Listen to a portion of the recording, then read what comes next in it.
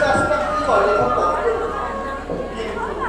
এনেকৈ থাকিলেও পাঁচ পাণ্ডৱ দুৰ্যোধনৰ দাগ হ'ব।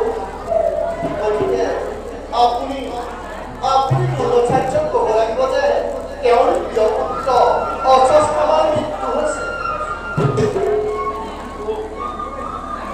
মোৰ দুখতেই বালক অভিমন্যু হ'ল আৰু সেই বাপেকো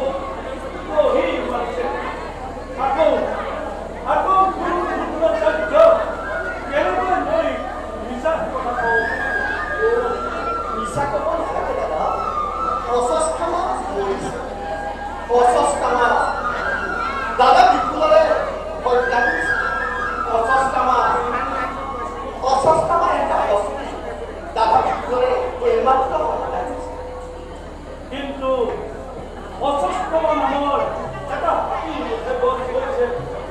সেইটোৱে দ্ৰোণাচাৰ্যই আমাৰ কথা কাৰো বিশ্বাস নকৰে। আপোনাৰ কথাহে বিশ্বাস কৰিব। সেয়েহেতু আপুনি ক'ব অশ্বত্থামা কি কৰিব। সকলোৰে মতপক্ষে দ্ৰোণাচাৰ্যক মই কম অশ্বত্থামা হ'ব। কিন্তু কি কৰিব? হয় দাদা, আপুনি সেইটোৱে কৰিব। ব'লা এতিয়া আমি দ্ৰোণাচাৰ্যক ক'বলৈ নাথাকোঁ।